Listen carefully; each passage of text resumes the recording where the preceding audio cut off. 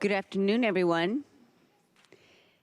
It's Thursday, August 14th, and the Governance, Accountability, and Economic Development Committee will come to order.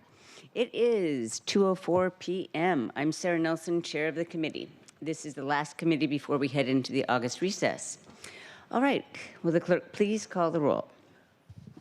Oh, and I want to note that Councilmember Rivera is excused. Will the clerk please call the roll? Councilmember Solomon. Here. Councilmember Hollingsworth. Present. Councilmember Kettle. Here. Chair Nelson. Present. 4 present. All right. If there's no objection, the agenda will be adopted. Hearing no objection, the agenda is adopted. Okay, now we'll go into our public comment period. Why don't you go ahead and read the instructions, or first tell me how many people are signed up, please.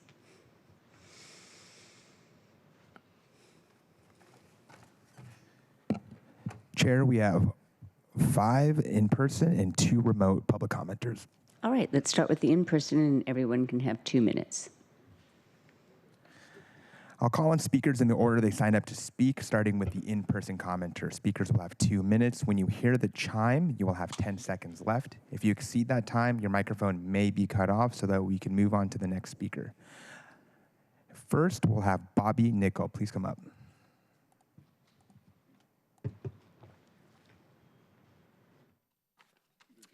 Good afternoon, council members. On behalf of Visit Seattle, I just want to take a moment to thank everyone who's working on the crime and violence audit that you're discussing today and for your holistic approach to public safety in our city. The visitor experience depends on it and therefore the benefit to all Seattleites. The housing and mental health programming covered by visitor taxes are critical to long-term solutions to public safety issues. This is an ecosystem, and the work you're doing on this audit shows accountability and follow-through to our whole community. We appreciate your thoughtfulness around initiatives like the multi-pronged downtown activation team, which we see regularly at work on 3rd Avenue, and around the implementation of place-based strategies like FUDEP in Little Saigon, one of many vibrant neighborhoods in Seattle with so much going on where we are working to send more visitors. We just can't do it without your help. Looking ahead, we welcome Council's continued focus on implementing the audit's recommendations, leveraging state and federal resources, addressing areas where both violent and property crime are concentrated, and expanding behavioral health response models like the CARE team. They're practical, evidence-based steps that will further ensure Seattle remains welcoming and safe for visitors and residents alike. Visit Seattle stands ready to support this work, and we also want to note support for the proposal OED and the West Seattle Junction Association, BIA, are presenting today. Thank you for your time. Thank you. Next, we'll have Jennifer Lemaster. Following that, we'll have Derek Forer. Thank you. Good afternoon. Thank you for the opportunity. My name is Jen Lemaster. I represent the Seattle Convention Center, and I do want to thank the city and the council for their continued commitment to crime and safety downtown. However, I do want to bring to the attention of the council 2 criminal incidents that we are dealt with just this past week. And if you would allow me with my time, I'm going to read to you from my security officer's report. On August 11th, 2025 at 11:40 a.m., transients were hanging around loitering, getting ready to smoke drugs on the lower part of Hubble Step, and I approached them to let them know that they needed to vacate the property. They immediately started to pack up and then started asking me about questions about the property boundaries, and after I explained the rules to them, they started to leave, but not before one of the guys in the group started yelling foul language at me and then brandished knives on their waistband. I waited a few seconds to see if they would try to make their way back, and then one of the men started digging into his backpack and pulled out what appeared to be a black gun in a holster. I proceeded to call 911 for assistance. 911 never arrived. So while we appreciate the work that's been done, we do want to continue to reinforce that our environment is fragile and our convention campus is critically important to the overall success of the city and the services that we're able to provide those who need help. So thank you for your time. Thank you. Next, we'll have Derek. Following that, we'll have Alex Dermerman. Come on down. Good afternoon. And first off, let me say by saying thank you for having this and open discussion on this. My name is Derek Farrar. I'm the Director of Public Safety and Security for the Seattle Convention Center. I have over 15 years of security experience. I'm a certified protection professional at the Races International, and I have done everything from organized retail crime investigations to public safety. I would like to share with you the daily experiences our staff continue to have around our center. We have a large attraction for tourists and different events, and our team is consistently approaching individuals around our building, particularly on the exteriors, who are consistently doing drugs or are suffering from mental health issues. We do make phone calls to have them addressed, and typical response is nobody shows up, and our team is the one mitigating and de-escalating those situations instead. Our officers have been placed in danger from assaults to weapons being pulled on them, simply for asking people to wake up and not block our fire exits and such. And sometimes law enforcement feels reluctant to be able to act based off of their policies and rules and enforcement. So as we continue to work through issues, and I know that the city is trying to make efforts towards them, a lot of the focus is further down on 3rd, and we do need some further attention up at our campus as well. That's all I wanted to share with you today, and thank you for your time. Thank you. Next, we'll have Alex Zimmerman, and the last in-person public commenter will be Chad Thank you. Alabai. Thank you. Yeah. Hi. My name Alex Zimmerman, and I want to speak about agenda number 1, about crime. Yeah, I'm a criminal. You prosecute me 5 times. I'm probably a professional criminal. But problem, what as I come and talk to you right now, is one problem what as I see. Fish always thinking from head. And you guys, you criminal for many years. You give me 18 trespass, what is absolutely not legal, violate U.S. Supreme Court decision totally. You know what this mean? For 1,500 days, 5 years I don't come and cannot speak this because you acting like a criminal. It's exactly who you are. And another point, what is absolutely show, so you are real criminal. You move, for example, or this happen, you know what it mean. So move from District 5, go out, very nice professional, a judge, and very intellectual. And you replace with somebody who's a pure criminal, you know what it mean? This is exactly what has happened. They not only criminal, she's a mentally sick, she cannot be here, you know, by definition, by law. So situation very simple right now. Who are you? When you are criminal for many years, acting like a bandita, like shoplifting, maybe felony. I don't know what does this mean. So how you can talk to people who crime go up? They're doing exactly what is you told them doing. What is this they see from you? Crime always comes when government totally criminalizes, and you are a criminal. You're professional criminal. You're supposed to be all in jail. Viva Trump, viva New American Revolution. He will send you in jail, believe me. All right, the last in-person public commenter will be Chad Alabe. And my apologies if I mispronounced your first or last name. Thank you. And point of order, Council President. Mr. Zimmerman continues to attack racially charged comments towards our colleague, District 5 council member. So I just wanted to say that for the record. Thank you. It's not rational. No, Okay. that is considered abusive language, and that does violate. Good afternoon. Hold on a second. Thank you for It does having me. violate, just for your information, Mr. Zimmerman, Council Rule 11D1, abusive language. Let's go ahead. Go ahead, please. Hi, good afternoon. My name is Chad Alaby. I work for the Seattle Convention Center. I'm a security guard, one of the frontline security guards. Every day we deal with the homelessness and the mental health down at the convention center. We have, I think, from 3rd Avenue going up to the convention center is just more of an extension. I know the target is 3rd Avenue, but it carries up to the convention center. Besides the convention center, we have tourists, we have cruise ship people that are here visiting Seattle, our own personal conventions that are happening. We have the double-decker site tours that go down by the convention center. We have a physical bus that transports from Seattle to Vancouver, Washington. So we have many, many visitors from Seattle, or excuse me, from other places that are here at Seattle and at specifically the convention center.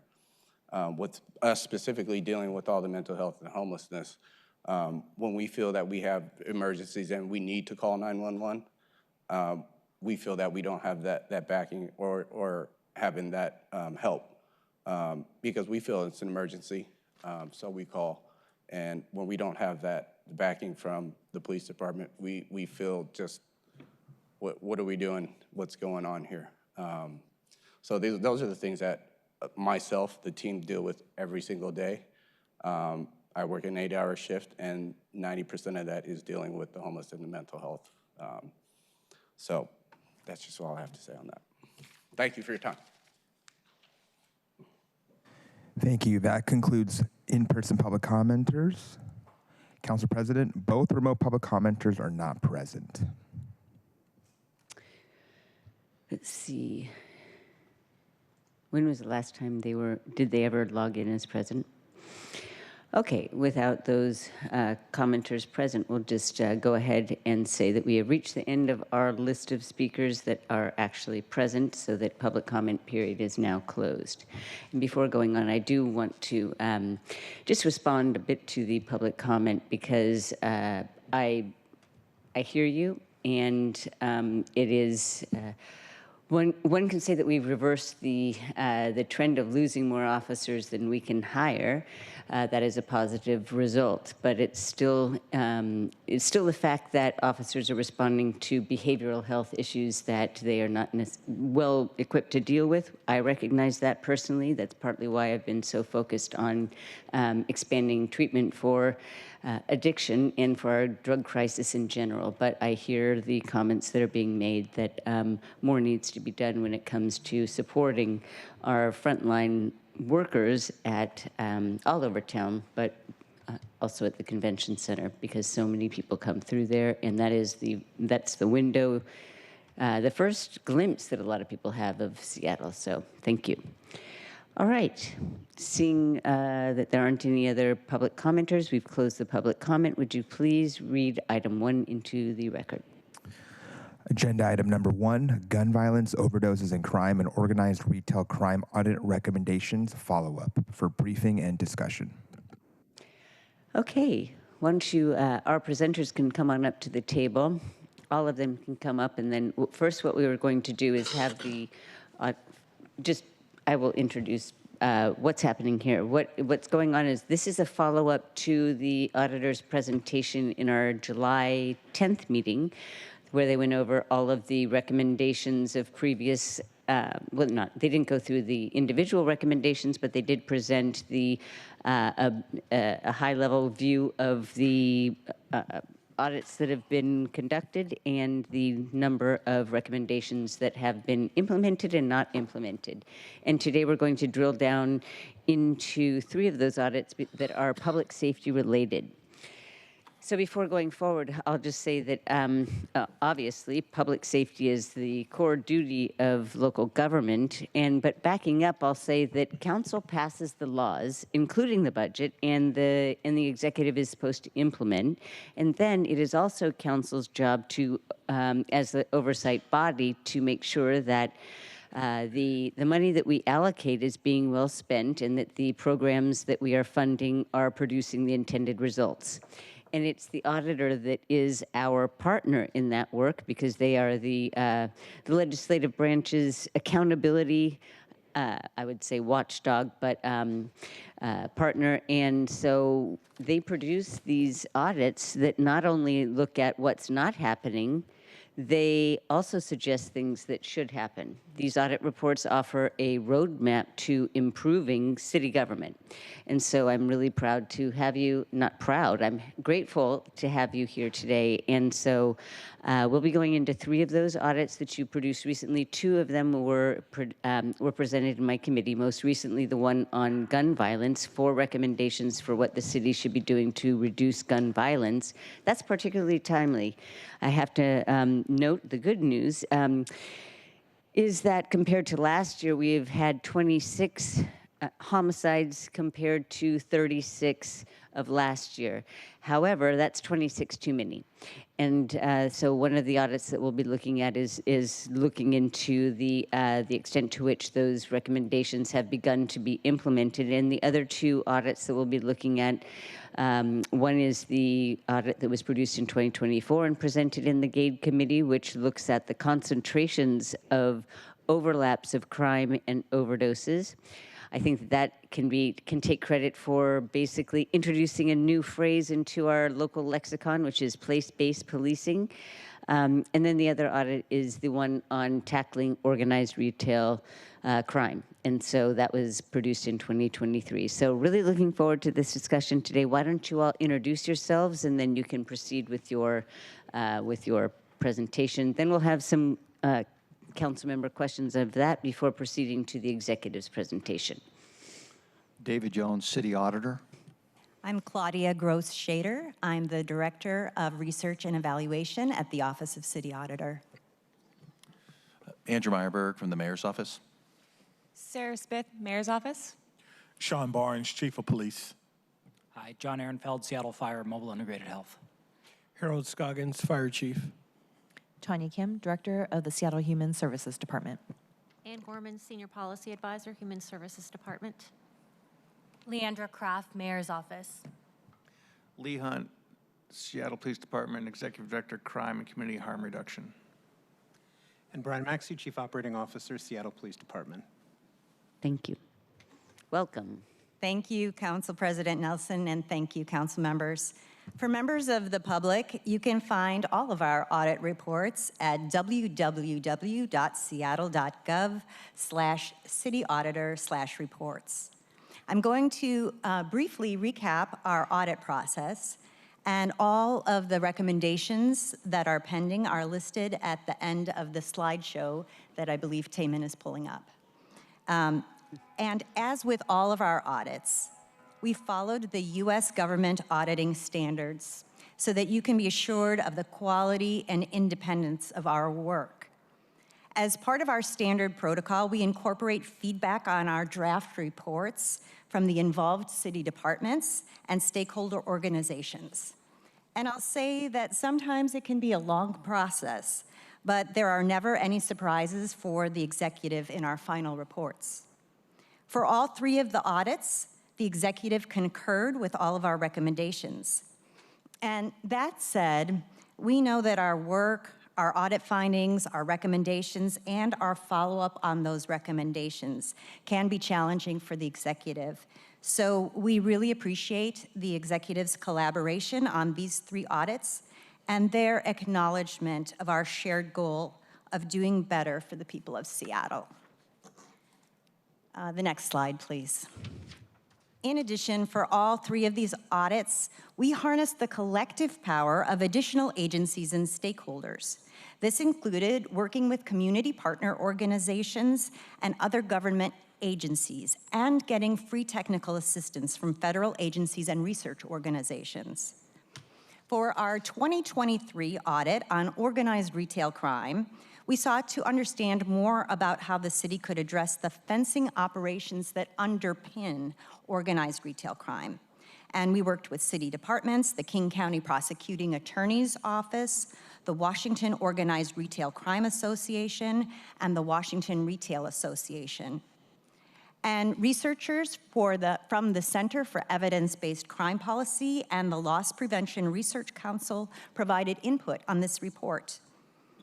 One of our recommendations was to use an evidence-based problem-solving model to address the places in Seattle where stolen goods were sold, places like 12th and Jackson. And subsequent to our audit, our office provided hands-on technical assistance to the Friends of Little Saigon as they implemented that very evidence-based problem-solving model to address crime in Little Saigon. Our office has been following the work in Little Saigon every step of the way. Here's some photos that I took in July, and this was the 100-day challenge celebration. And Cindy Wong from the mayor's office is pictured here on the left with Quinn Pham from the Friends of Little Saigon.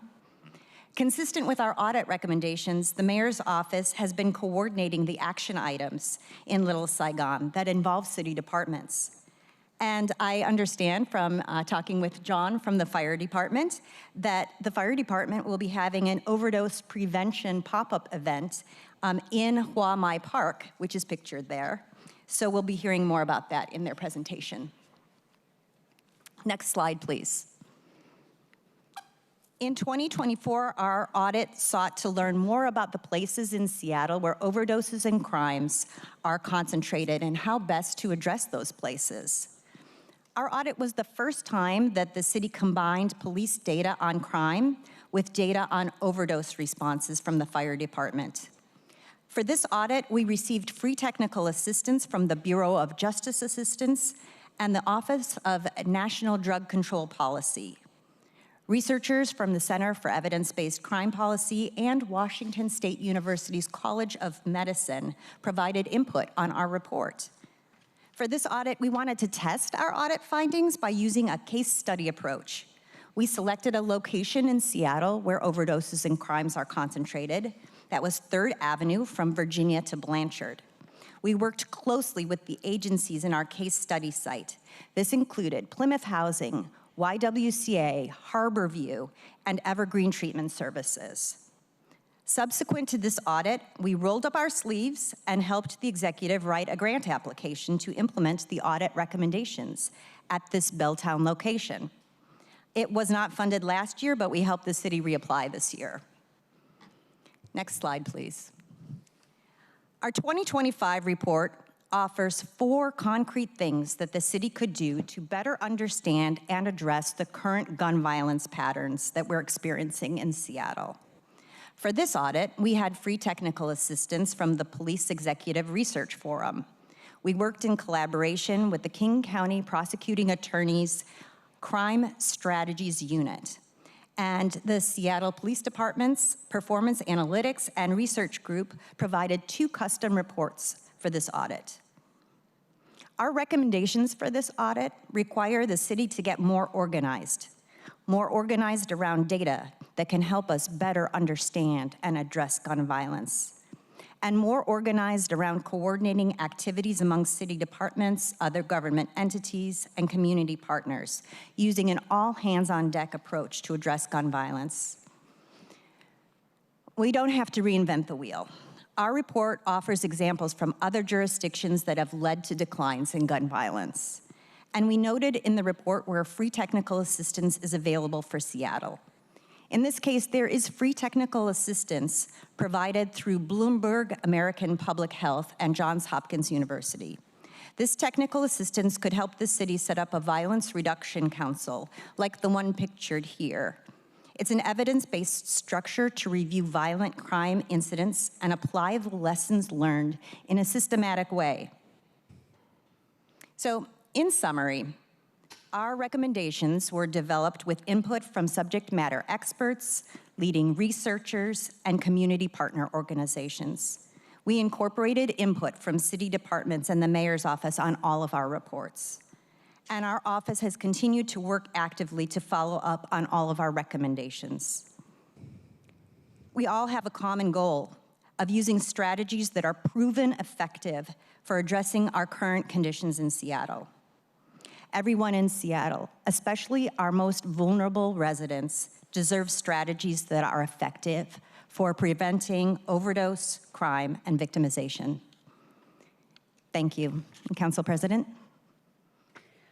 All right, thank you very much for that brief synopsis, and I'm sure some colleagues will want to get into specific recommendations. I will open the floor to my vice chair and also anybody else who wants to ask a question or have any comment.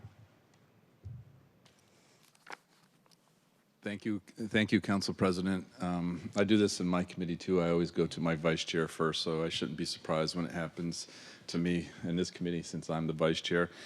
I want to thank the Office of the Auditor for being here, and along with the Mayor's Office and the Police Department, represented by Chief Barnes and Chief Scoggins for Fire, and then Director Kim for HSD. and then everyone else. So thank you, including our relatively new add-ons to the team. Mr. Hunt, welcome to Seattle and to the police department.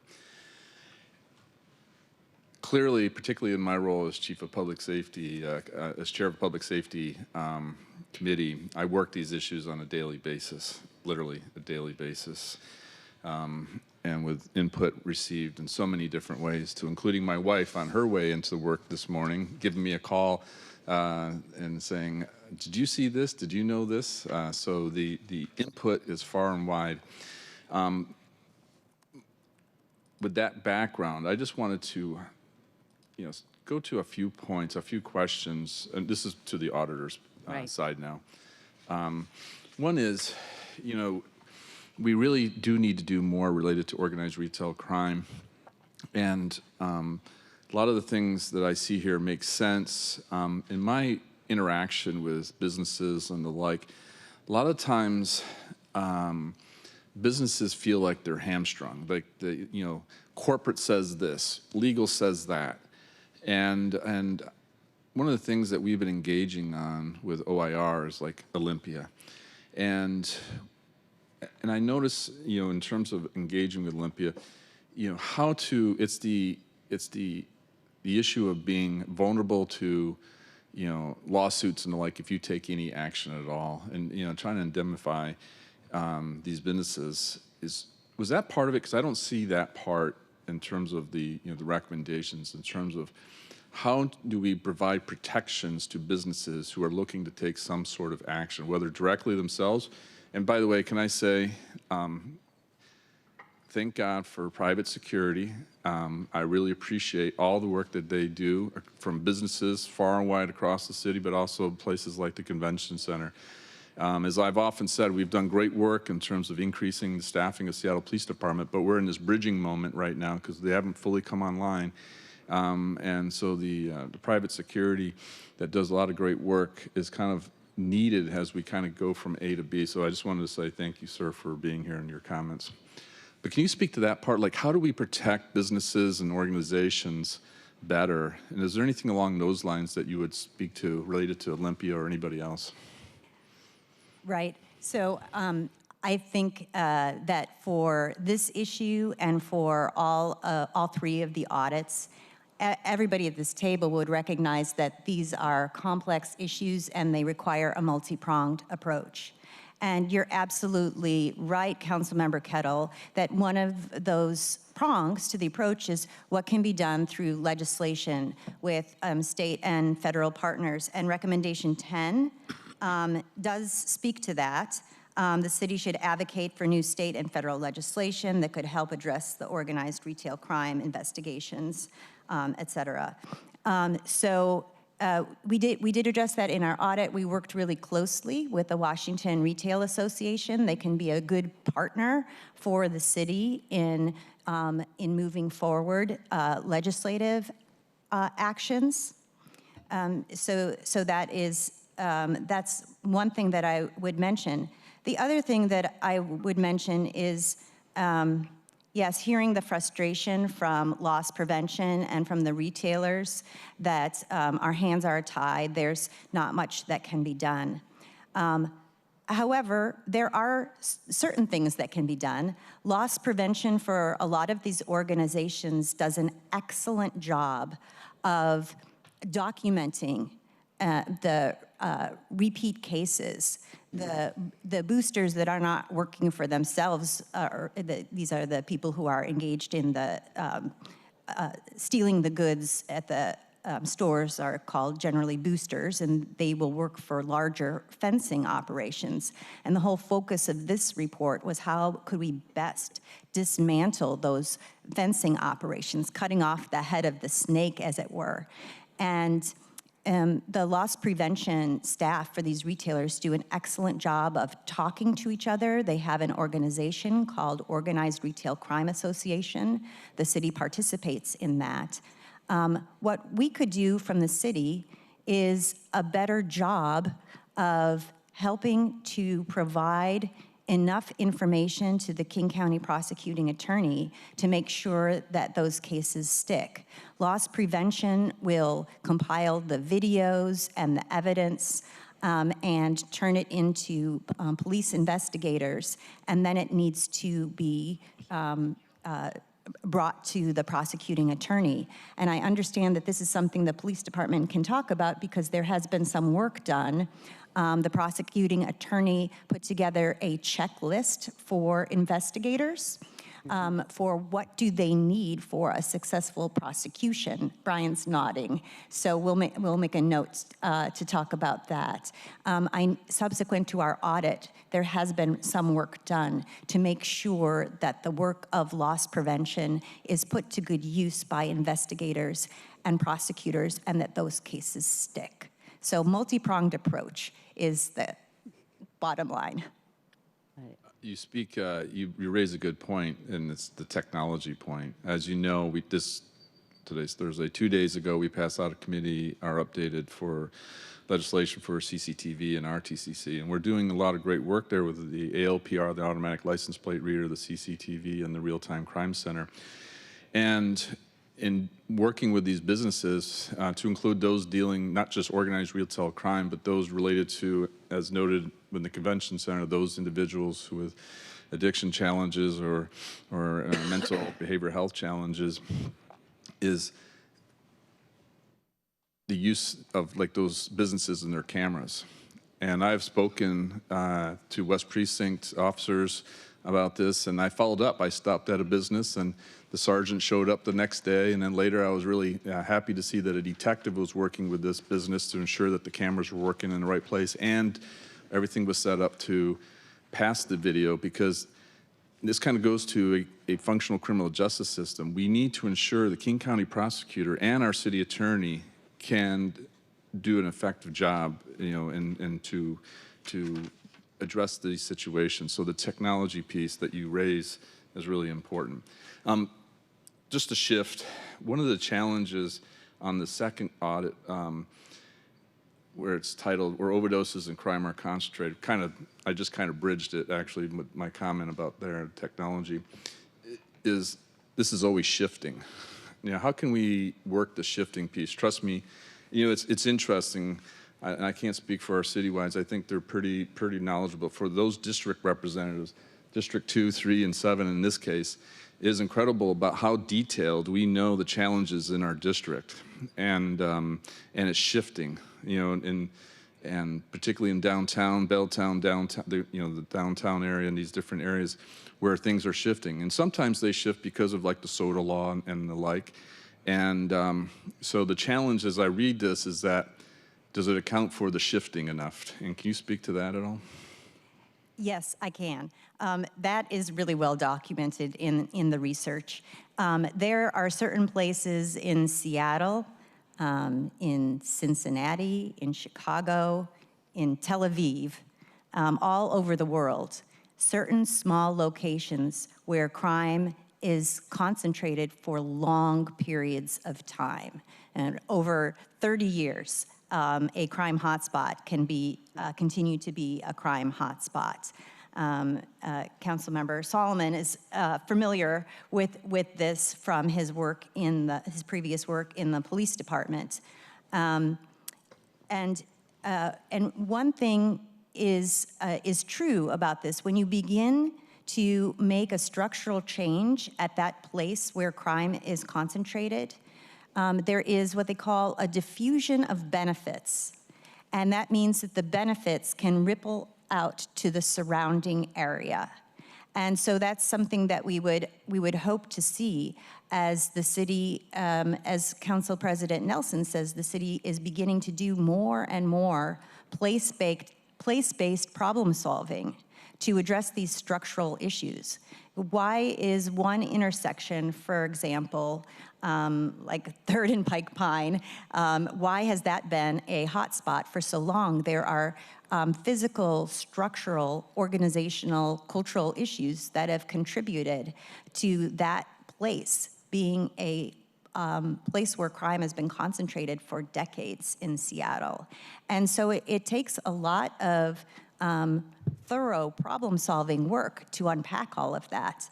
And we have offered in several of our reports a problem-solving methodology called the Strategic Prevention Framework. It is from the Substance Abuse and Mental Health Services Administration. We used this framework in 5 places where youth crime and victimization was concentrated in Rainier Beach through a series of federal grants starting in 2013, and saw declines in crime and improvements in perceptions of safety. And that is the same problem-solving model that we used, that actually the Friends of Little Saigon did an amazing job of using at in Little Saigon with their project called FODEP. So I hope that's helpful. Thank you. I understand what you're saying. I just want, Council President, just 2 basic comments, so not a question. In terms of the overdoses and crime are concentrated audit report, one of the things I would say, well, 3 things. One is, it's a question of harm and how we define it. And part of that definition has to include the harm that happens to the collective, meaning the communities in the neighborhood. Particularly because in today's Seattle, downtown is no longer the commercial core. In fact, I would love to work with the mayor to strip the term commercial core from our lexicon, because downtown is a capital D downtown with a lot of residents now. Belltown, lots of residents. We have increased the residents.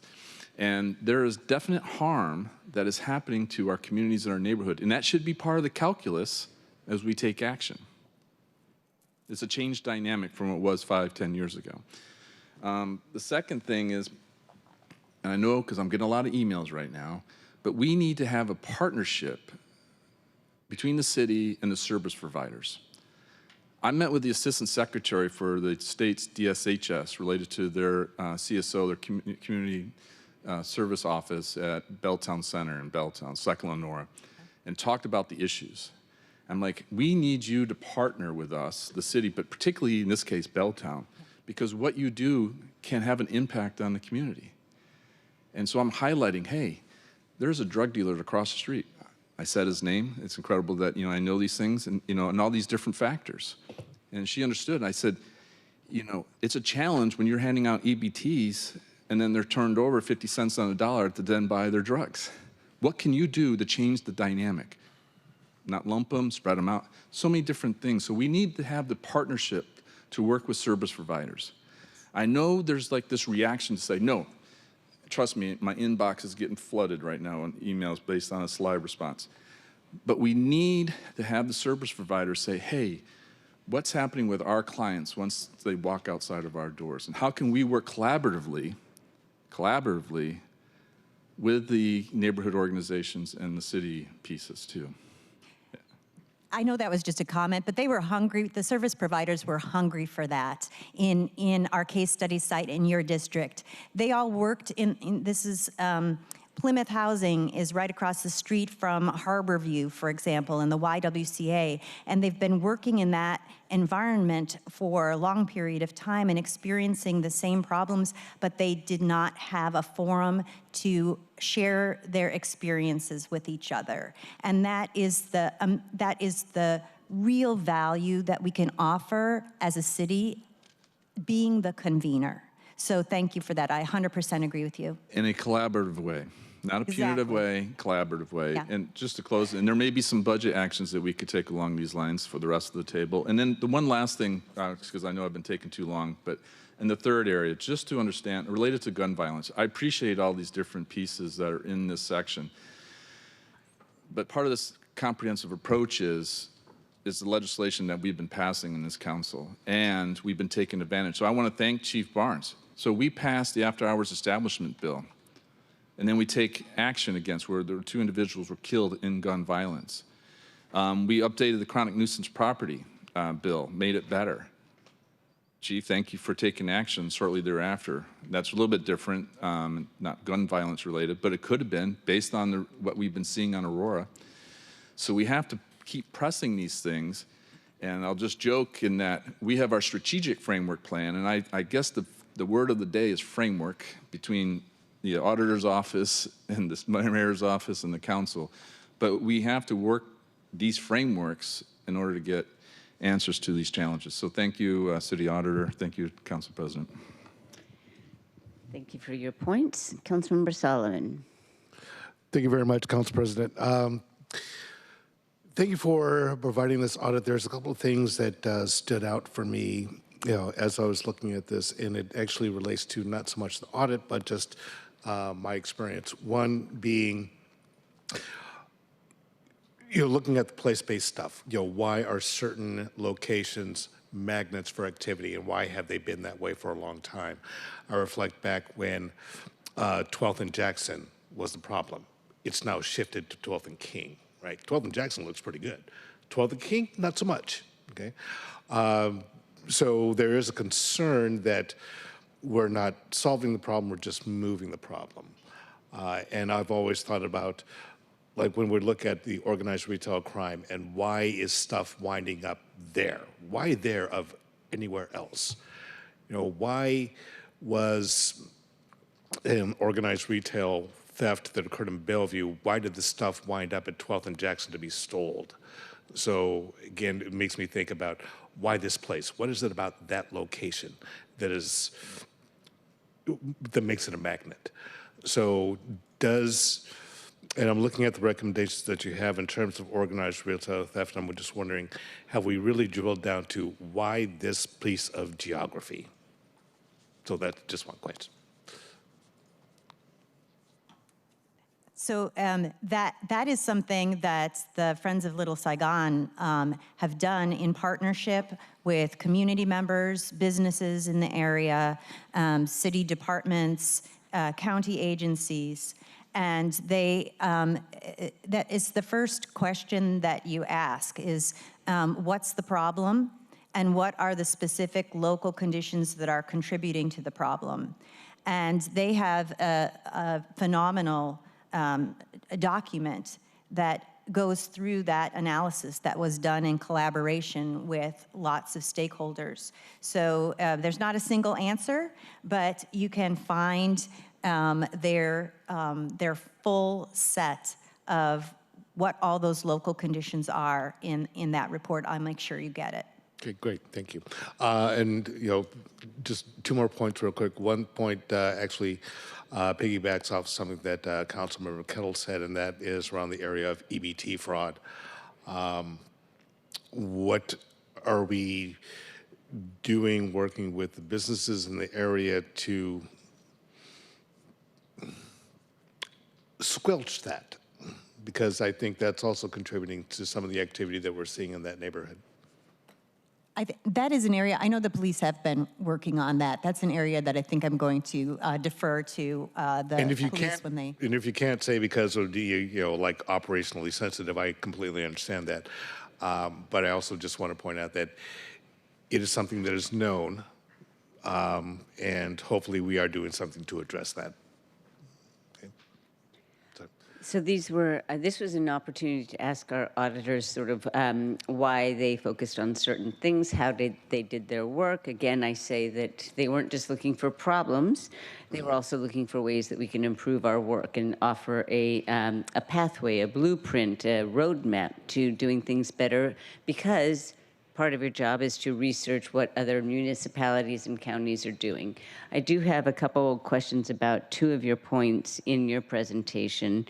One that you touched on, so I'll just say right now the meta issue or question is that the auditor's reports on organized retail crime, overdoses and crime, and gun violence, they all indicated that centralized city coordination with internal and external stakeholders would really go a long way, or better coordination. And so it could be improved, and perhaps as the executive is going through your presentation, you can address what are some of the barriers and what additional coordination you've done as a result of these audits coming out. And those date from, there were 3 audits from 2023 to the present. I want to touch on an issue that is very that is not near and dear, but one of the recommendations that was very poignant to me is number 7, the recommendation in the overdose and crime audit, and this recommended that the city investigate it. So the auditor's report indicated, this is on page 22 and 23, indicated that there is a federal statute that allows for indictments and prosecutions for illegal drug distribution that results in fatal overdoses. And that was one of your recommendations. And your audit said that SPD does not currently investigate fatal overdoses. The special agent in charge of the Drug Enforcement Administration within this region is willing to partner with the city to pursue cases of drug distribution that lead to fatal overdoses. Why? It's not that those overdoses are any more important than any other overdose that happened in the city, but it is a way of moving up the chain of the distribution networks that could have a much more broad impact and benefit. So that is one of my top priority. I told I'll just be straight up that I told Chief Barnes that I wasn't going to say at this dais that I want you to do all of them, that I would indicate some of those that I think would have most impact, because that could drive improvement not just in public safety, but also chronic homelessness, as I noted earlier. And then one other question I had before we go on to the executive's question is back to the whole coordination amongst departments and with outside stakeholders. I assume that you have spoken with the mayor's office on what could be the barriers to that. Is it difficulty sharing information that one department has that could be sensitive or violate the privacy of individuals? Or what are some of the barriers to better coordination? Because that seems like such a no-brainer, but it's always surprising, I think, from electeds and maybe the public that coordination doesn't seem to be as robust as it could be. I think the mayor's office is going to speak to this. And from what I have observed, it is a function of building the muscle memory to do this. And and from what I have observed on the work in Little Saigon, the city is beginning to build the muscle memory. The mayor's office has been coordinating the city department's activities in Little Saigon. And our hope would be, based on all of our recommendations, that it's not a one-off in Little Saigon, that this becomes part of the city's muscle memory. This becomes the way that the city does business, coordinating among the city agencies with the other government entities to solve our shared problems in a systematic way. Right, and as you said earlier, and as I said, we don't have to reinvent the wheel. Not at all. We can take advantage of resources from our federal partners because they don't cost a lot of money and they're tested across the country. So they are presented in a way that has already wrinkled out some of the defects of those practices. Okay. Unless there are any other questions about this sort of overview, my understanding is that there were 121 recommendations just from the audits presented in 2024, so that excludes the gun violence audit, and 21 were implemented. So this is an opportunity to speak to some of the barriers of implementing some of those so that we can also give each other, some grace and figure out what is the best path forward for moving on these roadmaps for change. So go ahead and begin your presentation. Thank you, Council President. I'm going to kick it off for the executive, then I'm going to turn it over to various folks on the team. But first, I just want to say thank you to you, Council President, for having us here today. These are, as we've discussed with you and with our other colleagues on the second floor and with the City Auditor's Office, these are incredibly important audits and ones that we've taken very seriously and that frankly have informed in large part our approach to public safety over the last couple of years. So I just want to open up with that statement. I also want to thank the rest of our colleagues, our council members here up on the dais. We don't say thank you enough. So thank you all for what you do. Obviously, there is a relationship where you all need to hold us accountable, but we appreciate that, and we need to do better, and we thank you for having us here to talk about that. So, appreciate it. I want to thank Claudia. Claudia and I remember having a conversation with Claudia in 2022 when the opioid crisis was really hitting Seattle. We were a couple years behind the East Coast, and just trying to think about, what can we do to work together where not a lot of people were talking about, especially fentanyl. And Claudia and the auditor's office have been invaluable partners in this work. Contingency management, other programs never would have happened without their support and without them driving it. So again, very appreciative of that work. So just moving into the substance, as we all know, at a high level, we agree with virtually all of the recommendations and the findings in these audits. And I say virtually, we agree with all of them. I mean, the implementation is the tricky part, as we've discussed with folks here on the second floor. And from our perspective, I think we are pleased to have implemented what we can implement now, and to be in the process of implementing the remainder. If you see, a lot of the recommendations are listed as pending, and that's because they are in progress. We are working to build the systems that will allow us to report back to Claudia and her team and say, look, we've accomplished this, and now we can say, not mission accomplished, but on to the next step. Before I turn it over to our team at the mayor's office and departments, I just want to provide a little bit of background and history, because I think it's really important, because I think sometimes we forget where we've come from in our impatience to keep getting the city better and to have a bias for action. So I just want to spend a couple of minutes if people will give me that grace. So when the mayor came into office in 2022, we at the city were facing kind of 5 pretty substantial systemic issues. The first was that the pandemic had, for all intents and purposes, cleared out downtown. Office buildings did not have workers in them. Storefronts were closing. The community presence and vibrancy downtown and on our streets and our commercial cores were at an all-time low. Second, these change conditions were at least a major factor of increases in crime, increases in public drug use, encampments in parks in the right-of-way, and the feeling, whether right or wrong, the really real feeling from community that Seattle was just simply less safe. Third, at the same time, as I mentioned a little bit earlier, fentanyl began to surface in a major way in Seattle. Prior to fentanyl, we had obviously still overdoses and still significant problems with drug use, but it was limited to methamphetamine and heroin. As you all know, these are very different drugs from fentanyl. Fentanyl is a game changer. It is cheap, it is available, and it is lethal. Small amounts can kill you. But unfortunately, in 2022, we really had no city programs that were funded by us, or frankly, funded by the county, that would address this crisis. They just didn't exist. Our programs were focused on hepatitis, they were focused on needle exchange, and we had to pivot in a pretty significant way. Fourth, as you all know, we've talked about this a lot, SPD experienced a significant, massive reduction in sworn officer staffing.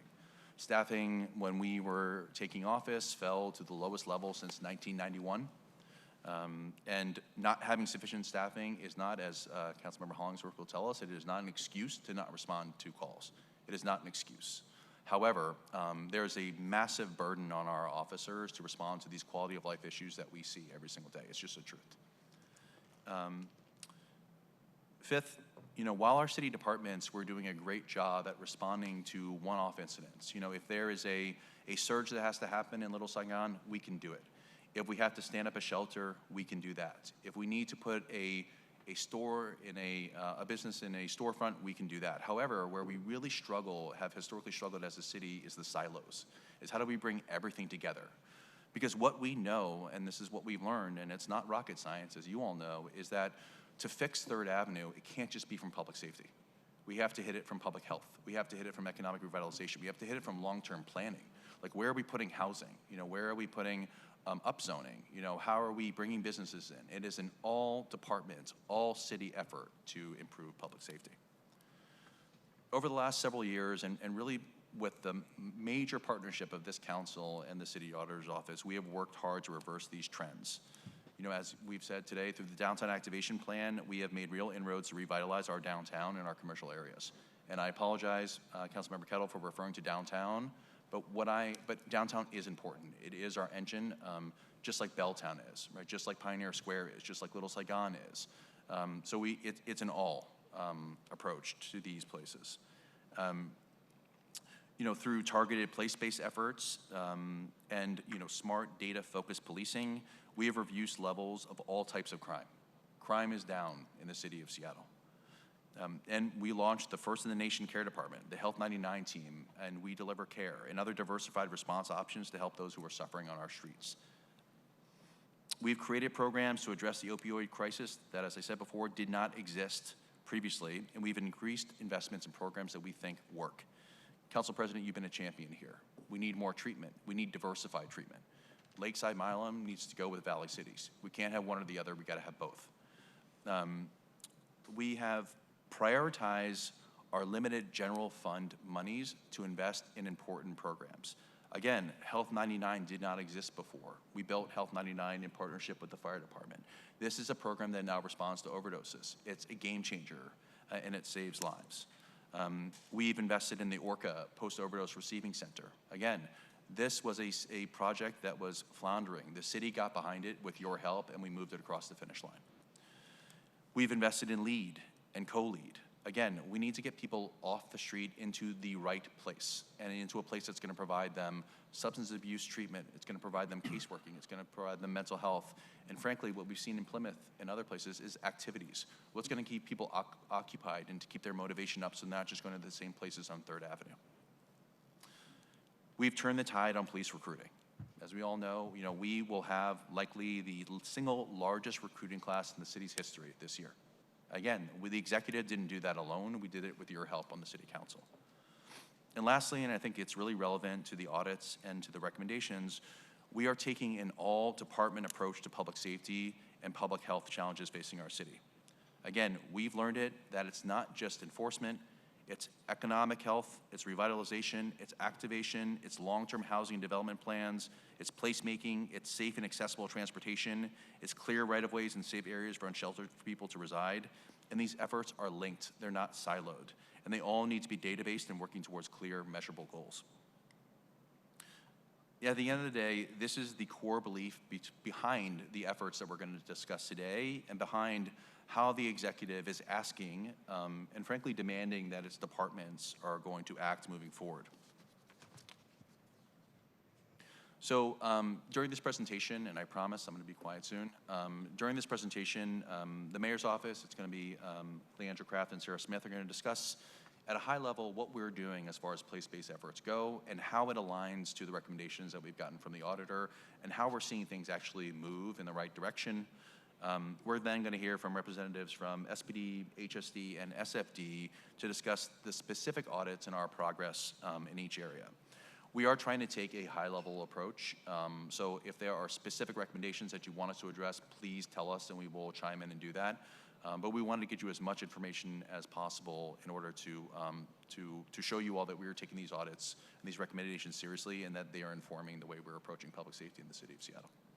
So without further ado, I'm going to turn it over to Sarah. Thank you very much for that input. I'm just wanting to make sure that I don't mean to rush anybody, but we have another hour. We do have some legislation to discuss later.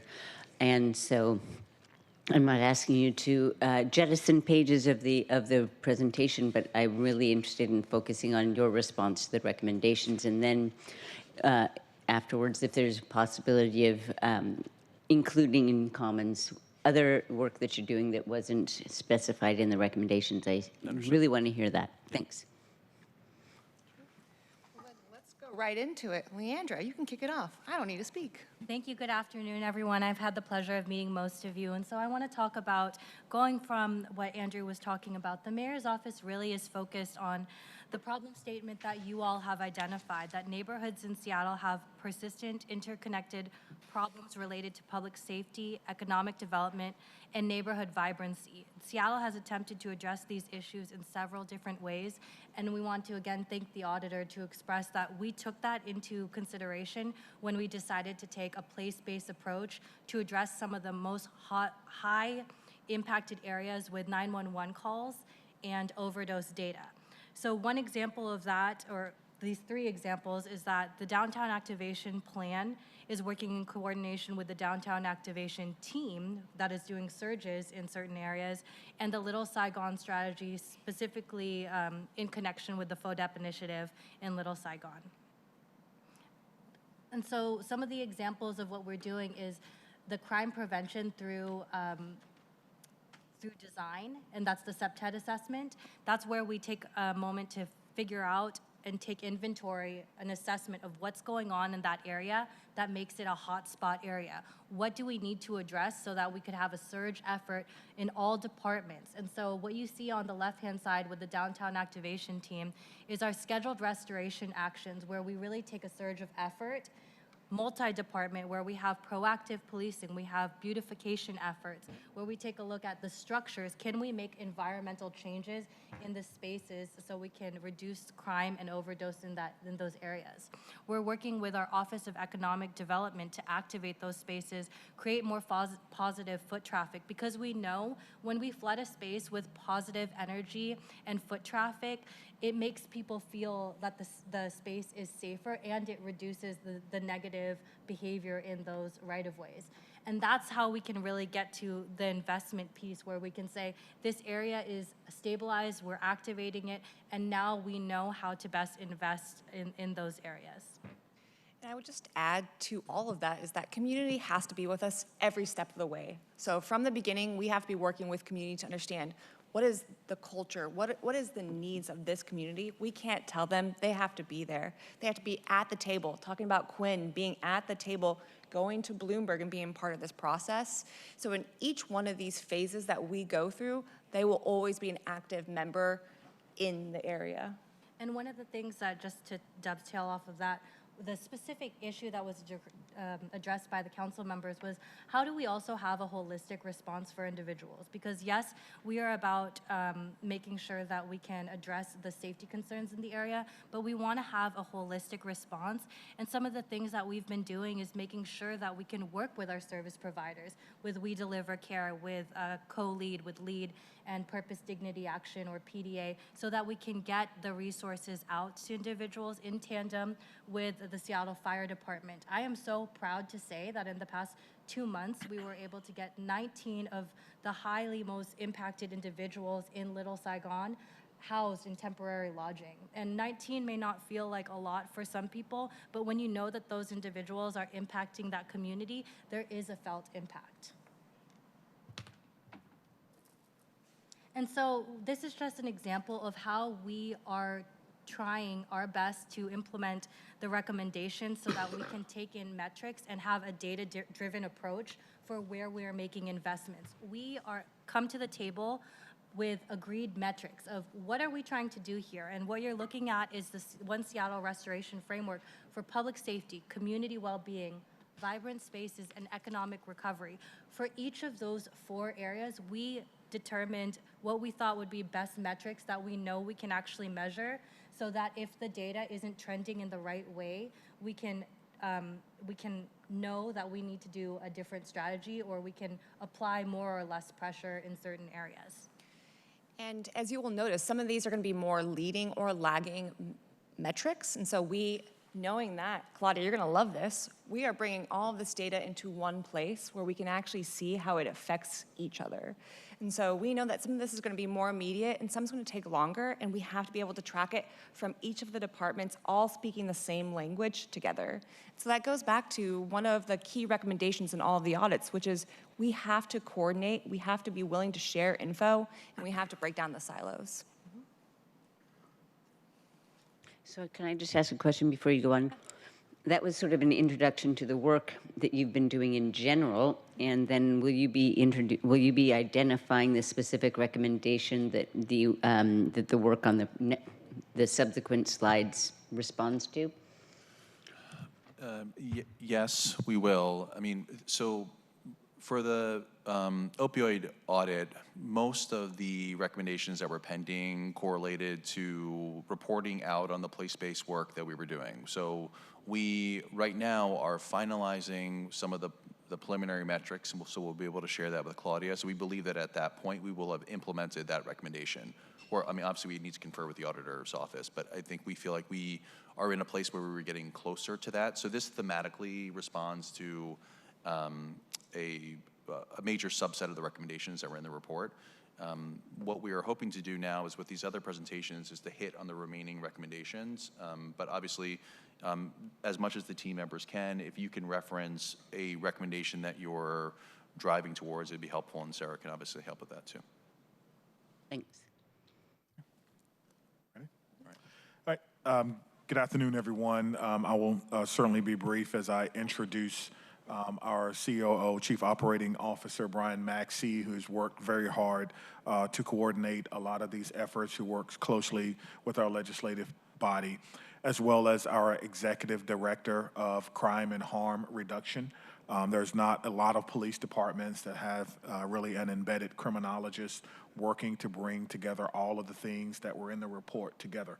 At some point, someone will be doing an audit of a police department, and they'll look at Seattle and they'll say, well, maybe you should hire someone that's your Executive Director of Crime and Harm Reduction. So we're trying to lead as well as take good fellowship. But I'll make my comments brief. We've authored the Seattle-centric crime reduction plan. You've seen that. That plan really has three basic models to it. One is the police-led initiatives. The second is the initiatives working with our city government, including our city council, and examples have already been laid out with that. And then, of course, working with the mayor's office and under the leadership of Mayor Bruce Harrell, I think our department, our city is certainly moving in the right direction. You spoke about the reductions that we're seeing in some of our violent crime categories. Although one loss of life is too much, we all agree on that. It is good to know that we're headed in the right direction. There's still a lot of work to do around crime and disorder, and I think that we're up for the task. The third model in Seattle-centric is support services and making sure that we can help people who need that help. And we will work and partner with anyone in order to do that. And so you've already given examples of that. And then the last thing that I will say is, our strategy really is about support and strategic coordination of resources. Much of the examples that we're giving in the report, specifically around violent crime, no matter what you call the project, whether it's in Milwaukee or whether it's in Norfolk, Virginia, two cities that I'm very, very familiar with, each model is based on problem-oriented policing. Everything that they do is based on the SARA model. And so it is that scanning, analysis, response, assessment, and as Dr. Hunt will tell you, I added an additional acronym, and I think Dr. Goldstein would be okay with that, and that is sustainability. Everything we do should be sustained over time, so that when I leave, when a captain leaves, when a chief leaves, or whoever it may be, that project that's good still continues. And that's something that we haven't seen in policing in a very long time. I will be interested to know where these programs will be once the program champions are over. And so sustainability is a big part of what we're doing now and building now in the Seattle Police Department. So thank you for the opportunity to address some of the concerns. Again, I'm going to turn it over to our COO, Chief Operating Officer, Brian Maxey, and our Executive Director of Crime and Harm Reduction, Dr. Leon. Before changing the, are you going to stay on the same page? Yes, we are. Okay, go go on on. this for a little while here. Okay. Thank you very much for having us here. You've all been doing a pretty good job with the rounds of thank yous. I want to echo that. I want to thank the Auditor's Office for not just these audits, but all of the ones we've received over the years. As we were looking at this, we found that we have 16 recommendations outstanding over the last decade, some of which I'm hoping we will close out in 2026 once we have a fully functional human resources and payroll system that will allow us to better track our overtime. So thank you. And it's quite an honor to be at a table like this with so many of the departments coming together, which I think is fundamentally one of the primary goals of all of these auditor reports, which is partnerships, coming together, working together, and that's something that we at the Seattle Police Department value very, very much. a lot of the recommendations are not only around partnerships, but they're around data sharing. And I just wanted to, without belaboring this, I want to just touch on some sensitivities around data sharing. In law enforcement, we have information. We have information on places, people, events, incidents. Fire department has a lot of medical information. There are restrictions on sharing it. And in order to share, you also need to fully trust the partners you're sharing that information with. Within the city, we have a very high comfort level. We have very good relationships with many of our federal partners, but we are very cautious about how we share data and how openly we do so. We talked about this on Tuesday when we were talking about the Real-Time Crime Center and the information and the videos we're bringing in, and who could have access to that data, and could we lose control over it. So I just want to say we are striving very hard to balance the interests of partnerships, integration, data sharing, against the backstop of privacy and individual civil liberties. So we've got to be very, very careful about how we enter into this space, and that we do so responsibly and respectfully. I think at this point, I'm going to turn it over to Dr. Lee Hunt, our Executive Director of Crime and Community Harm Reduction. But I also want to echo, this is a new position for the Seattle Police Department. We've never had an embedded criminologist that is bridging between our very sophisticated data analytics team and our very capable operational teams. And it's been a missing piece at the department. So I'm very grateful to have him on board, and I think I've testified here before that I consider SPD to be a very data-informed organization, and that we are striving to become more data-driven or evidence-based in our practices. And the addition of this position is really important to moving those goals forward. So I'm going to turn it over to Dr. Hunt now, and I'll come back to you later.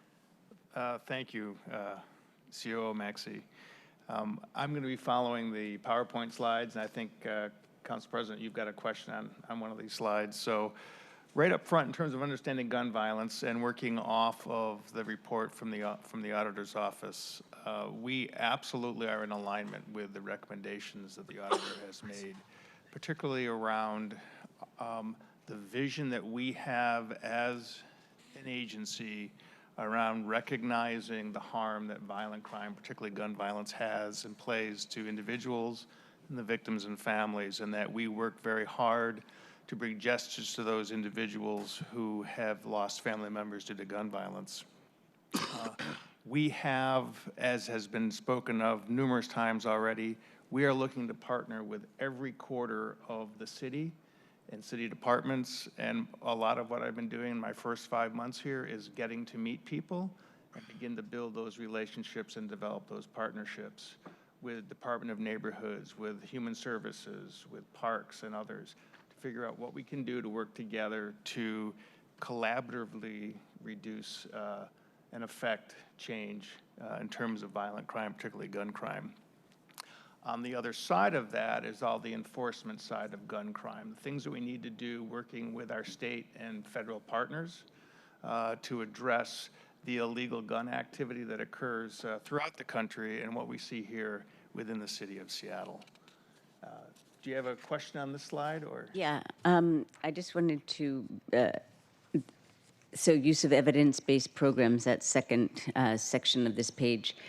I do believe that should be every department's aspirational goal, and I want to ask about this first one here, partnering on public health violence interruption programs to make sure I understand that that's really actually happening, because have those programs been evaluated formally by by HSD or by SPD? It's my understanding that there has been that question from the Auditor's Office for many years. I had an audit that was canceled last year. So how are you making sure that those are evidence-based programs? Again, we're talking about also using, it's our job to make sure that we're spending our money wisely. So we have been having meetings with HSD as they begin to stand up, and you're here as well. And I will stop in just a second as we begin to stand up some of the work. If you're familiar with Operation Cure Violence out of the city of Chicago, which is a public health model around interrupting violent crime. They consider violent crime to be a form of a contagion, if you will. Yes. And we're looking to work to implement those kinds of models. I'll stop and let you add on to that. Yeah, we'll get into it in a little bit more detail, but we are collaborating. In fact, that's Councilmember Kettle, some of the work that we're doing, which is why we wanted to make sure as we're developing the next iteration of our community safety investments, we are aligning with SPD. And we've got subject matter experts here now, and there is evidence-based strategies that have proven. There's data that shows a decline. And one of the things that is really critical is first agreeing on the focus population, because there is a small number of people who are involved in the majority of gun violence that we're addressing in terms of urban violence. And so I think that we've got a different kind of alignment now where we're agreeing on not only the right population to focus our efforts on, and I know this probably pleases the auditor's office, but also being really clear about the geographic location, and so that's the place-based. So coupling that with all the appropriate, effective services, so it's not a open call, it's going to be targeted services, and so I'll describe that a little bit more as well. And those all fit into the Community Safety Initiative program, right? Okay. You can go on to the next slide. I'm not going to read all these, but these are in direct response to the auditor's report in terms of looking at gun violence patterns that were brought up. And these bullet points all deal with what it is we have done or are currently doing in terms of data integration and data sharing. And our work both locally as well as at the state and federal level. One of the things that has occurred this year is our twice-a-week gun crime review meetings with our local and county partners to look at what is driving our violent crime in terms of the use of guns. And then we're looking to begin our proactive patrol and outreach. And as I brought up before, the example in Little Saigon with crime prevention through environmental design, the place-based work. Next slide. Just jump in for 1 second. Yeah, sure. Just one thing on that, on the data sharing question. One of our recent successes has been a collaboration with the ATF to integrate their NIBIN and E-Trace data on their firearms directly into our records management system. Before, it was about a 6-week lag. We would send the information in, we would wait, they'd get back to us when they could, and then our detectives could really begin the work of doing the link analysis. On this slide up in the right-hand corner, you'll see that is a link analysis. That is showing all of the associations in 2025 of firearms that we have had interactions with. So that just shows you how interconnected everything is. You can see some of the clusters in there. Obviously, we removed names and any PII from this, but that's just an image that gives you a sense of the interconnectedness of this. So this integrated system, which is new, allows us to get those results back within 48 hours and directly to the detective in question to move much, much faster on the gun identification association, and then we move into the people, place, and incident information. As a very small aside, we also finally, after many, many years of trying, have integrated the LEAD database system into our records management system. This means that when an officer encounters someone on the street, they can tell directly whether that person is participating in LEAD, whether they are a current member of LEAD, and can do that referral there without having to just trust when the person claims to be part of LEAD and then struggle to find someone to connect with. So again, that direct integration just gives the officers the information they need much more quickly. Next slide, please. We've talked about community engagement. We've talked about partnerships across all the city departments. Within SPD, we are really focused on building the community engagement, building the community trust, and building the community partnerships, because they are the ones that can do the most in deterring and reducing crime by the positive things that they have available to them. And one of the things that we are doing is expanding our crime prevention coordinators to work more in the communities, as well as the chief has just authorized our neighborhood officer trial program, We hope, which we're doing in Magnuson, but we hope to, as we get staff up, to be able to have dedicated officers in each neighborhood throughout the city in specific areas. And then lastly, for me, in terms of some of our gun violence for 2025. Sorry? Oh. Went the wrong way. Just to give you an idea, we're down 18% on shots fired. Non-fatal shootings are down 32%. Our homicides are down 21%. We're working very hard to seize and take guns off the street. Right now, we're on pace to exceed the last year in terms of these things. And getting those illicit guns off the street are very, very important to us. Thank you. Thank you. And it is 3:30, and please remember to, if you can, identify the recommendation that you're speaking to as you're going forward. Go ahead. And I'll try to be brief, Council President.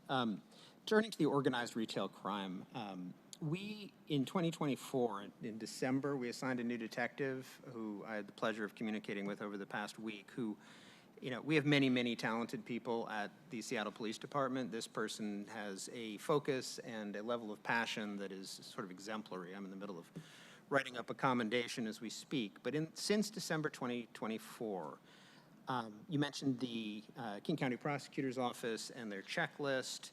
That has been integrated into the manual. It has been integrated into the welcome letter to new retailers that want to sign up, as well as they're given a handbook and another one page, there's actually 3 documents, all of which explain what we need from them, how to have a successful prosecution out of a retail theft report.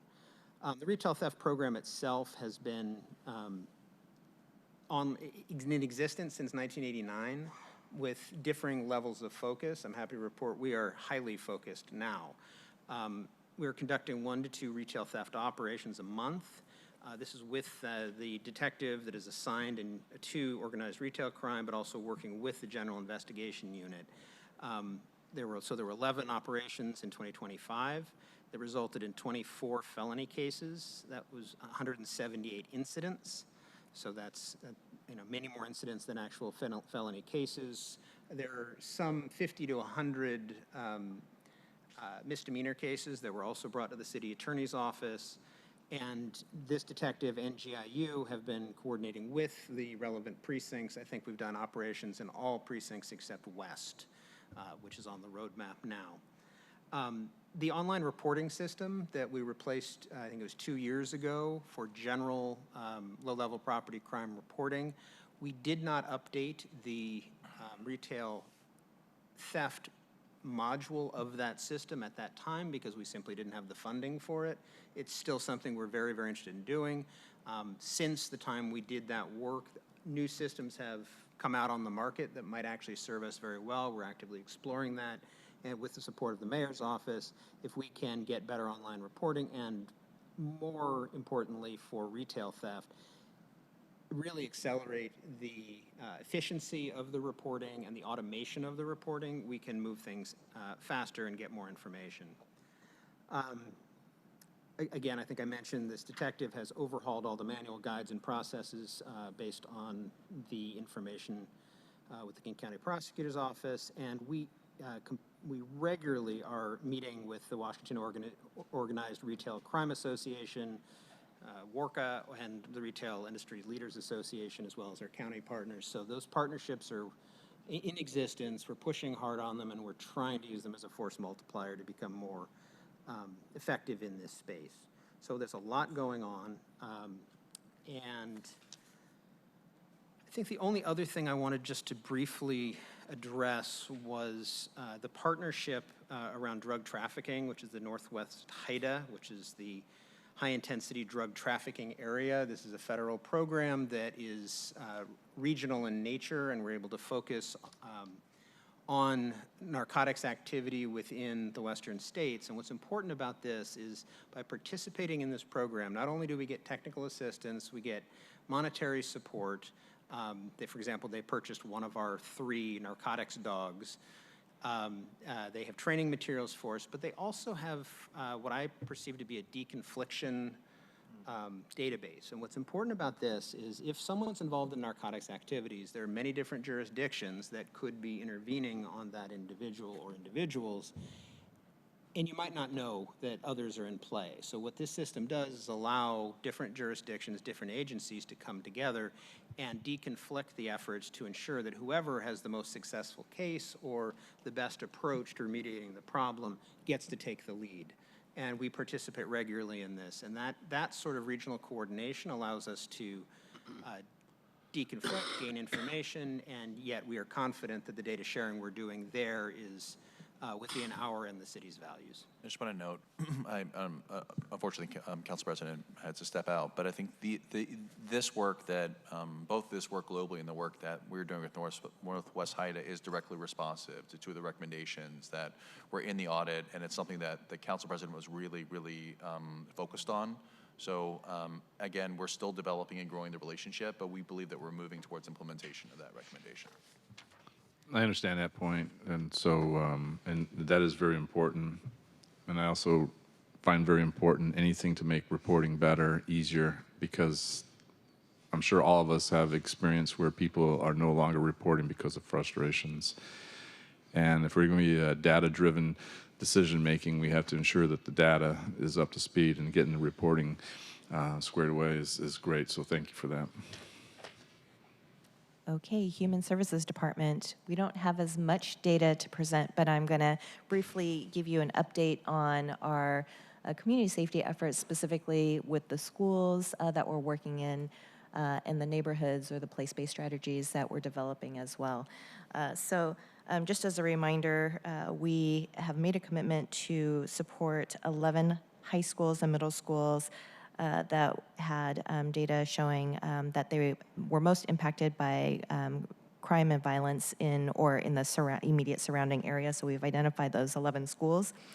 And this fall, we're pleased to announce that we have, of the 11, 7 schools will have violence intervention, safe passages, and case management services. And I'll just nod to Claudia that Safe Passage is evidence-based from the Rainier Beach Beautiful Safe Place. And so we're taking those recommendations and applying them into the schools as their own individual. Each school is individual with their needs and what the services are.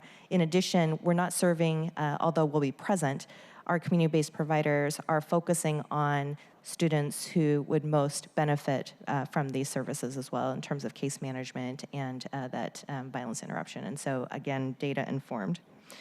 We'll also mention there's 4 remaining. We are going to continue to roll those out throughout the school year. But that's a pretty big feat. This is a new initiative for the Human Services Department, and we're working alongside with SPD, school districts, the individual schools, the leadership, et cetera, and of course, community members who are most impacted. I'll also mention, and we'll go into further detail later on because we have an invitation to join the Public Safety Committee in September. So we'll be back with Chair Kettle at that committee, but we are redefining, re-looking at our community safety investments. And that has a long history with the City Auditor's Office as well, and the work that community, not just in Seattle, but all over the nation have done to have community-led solutions in terms of safety. But we've learned a lot throughout the years as well, and so we need to take those new learnings and ensure that they're evidence-based and community-informed. Because we are laser focused on preventing and disrupting cycles of violence and retaliation. And so what you will see are very concentrated efforts around specifically prevention, intervention, and restoration strategies under one cohesive model. Right now, we have a lot of important partners in the community doing important work, but it's not under one cohesive umbrella with, for example, shared performance metrics, and shared trainings even. And so we are shifting the way that we're doing business because of the learnings that we've experienced throughout, I really think the past, over 10 years, there's been a lot of evaluation in this area. I just want to also give note that HSD, because this work it needs to be more robust, we're also investing in our own capabilities. And so we've hired a researcher. It's the first researcher, public health PhD, who has been with HSD for a short period of time, but it's the first that I know of in the past 15 years, that we're also developing a robust database, so then that way even our contracted providers can do referrals. That's seamless, and we can track performance measures internally to then report out on a dashboard. And so that right now is not done. In addition, we're going to have very clearly defined roles and expectations, not only with key stakeholders that are currently around the table, but also with our community-based organizations and communities that we're working with. So it is going to be transparent in terms of what are the best practices, that we're coordinated, we're accountable, and also, frankly, we need to be agile, because I know that we talked a little bit about some of the shifts and also what's happening in the drug scene, but that's true for, I would say, urban violence as well. And so we need to also be able to look at the data and shift some of the strategies. If it's not working, we have to be honest with that and iterate and move on to something that is working and invest more in that. So that's a little bit of an update. We're going to have a request for proposal to get those investments. We're not quite baked yet, and we're still doing some good thinking with our partners at SPD. Dr. Hunt has been a really important colleague at the table with us, and so really appreciate the work that we're refining, as well as with DaVita. Want to shout out to the mayor's office, our gun violence liaison, is that the correct extraordinaire? And so it's really important that we involve key folks. Lastly, I think also that we talked a lot about place-based strategies. We discussed at committee, and you've discussed this a lot around Aurora, but commercial sexual exploitation came up throughout this year, and want to acknowledge that the mayor did add $2 million into HSD's budget. The why this is applicable is because one of the call-outs was we needed to make sure that in our own work, the victim advocacy work, that we were coupled and working in concert with SPD with the work that was happening in real time. And so we've been able to increase our FTE there to support even after hours and offer immediate supports. The second is to invest expanded services in community. And that was in collaboration with council that provided some guidance through a proviso. And we've closed that RFP process. The announcements will be made actually August 25th, I believe, in terms of awardees. But there's everything from expanded beds to the appropriate services. But again, that leans into how do we support in this complex ecosystem of the various types of violence. CSE is specific, and so just wanted to give you an update on that work as well. And with that, we are going to start talking about public health and HSD's involvement in that space as well. Okay. I was just going to say thank you, and we will, as you noted, September 23rd, have you in the Public Safety Committee, because that seam between public safety and public health, or public safety and human services, is very important. So yourself and, of course, Ms. Gorman is always welcome to join us for that meeting. I'm not sure if you're planning on being there, but you're welcome either way. And it might be Dr. Hunt, too. We'll see. I'll get Dr. Hunt, too. And I'm noticing that your slides are different than my slides, my paper slides. And so, anyways, I'm also handing the chairmanship back to Council President. Thank you. I'm here with just a brief overview of HSD's public health investments in the context of the issues that we are talking about across these three audits. When we talk about public health at HSD, we are also talking about behavioral health, and I just want to acknowledge that behavioral health concerns are the backdrop to almost all of the recommendations that are aggregated across these audits. I won't be referring to any specific recommendation in my overview, but I want to acknowledge that it is the background. It is very present, and HSD's public health and behavioral health investments, I think, will go some way towards addressing them. HSD's public health investments are targeted to reduce disparities in health, and in particular to give access to chemical and dependency services in line with city priorities. Over the past couple of years, HSD investments have supported increased capacity so that first responders have somewhere to take people in need, and my SFD colleagues will have more to say about that coming up. HSD came to the Health and Human Services Committee a few months ago with an overview of our contract with Public Health of Seattle and King County, and we shared that the dollar level of our support for SUD access and treatment in that contract has increased 244%. In addition to that contract, HSD holds 2 other contracts for innovative pilot programs that provide immediate entry into detox and treatment with the referral of a first responder or case manager. And going back to an observation that Leandra made, we understand that this program has value not only to the people receiving help, but also to community members. HSD also provides operational support to the Downtown Emergency Services Center, ORCA Center. The ORCA Center will open very soon, providing 24/7 specialized medical attention and connections to care for those who have survived an overdose. These are just some of the highlights that emphasize our collaboration with internal and external providers to meet the need that council members have identified. HSD is happy to follow up with any additional information about these investments, but in the interest of time, I will turn it over to the fire department. Can I, Chief Scoggins, can I just pop in for 1 second? Sure. Council President, now that you're back, I wanted just to address one thing you had raised before, was recommendation 7 on the overdose audit. Yes. It had called for an establishment of a joint law enforcement task force for fatal overdoses. We have been engaged for the last, since late 2023 in an overdose fatality review board with the Office of the Medical Examiner. So this fatality review board includes executive level representation from the mayor's office and now HSD.